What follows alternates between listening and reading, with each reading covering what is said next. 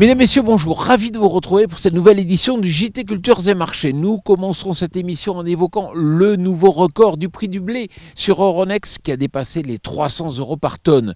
Nous ferons ensuite le point sur les inondations qui bloquent la logistique canadienne. Nous tenterons de comprendre pourquoi la nouvelle campagne est déjà sur des niveaux records. Et enfin, nous parlerons des bonnes notations de culture du maïs argentin. C'est historique. Cette semaine sur Euronext, le blé a dépassé la barre des 300 € par tonne. Il faut dire que les éléments de soutien ne manquent pas. Les pluies en Australie deviennent un réel sujet d'inquiétude et le scénario vécu en France il y a quelques mois se répète à plusieurs milliers de kilomètres.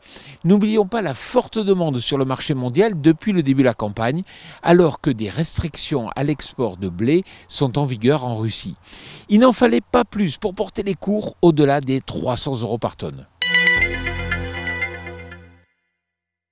Au Canada, la Colombie-Britannique enregistre d'importants cumuls de pluie.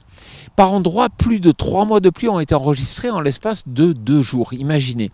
Des précipitations lourdes de conséquences car les trains sont perturbés et la chaîne logistique entière en pâtit. Le plus grand port du Canada, celui de Vancouver, tourne au ralenti depuis la semaine passée, coupant une partie du globe des approvisionnements canadiens. Le commerce mondial de canola pourrait donc se voir fortement impacté.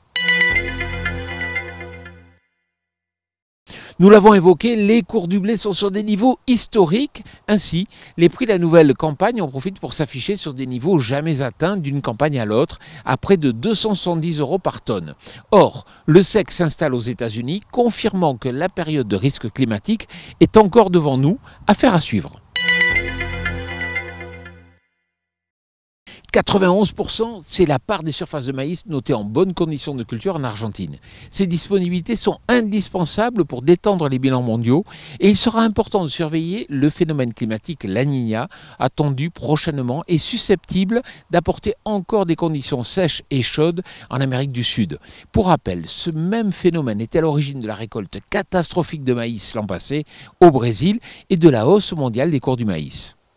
Voilà, le JT Culture et Marché est terminé. Sur de très bonnes nouvelles en matière de cours, je vous souhaite une excellente semaine.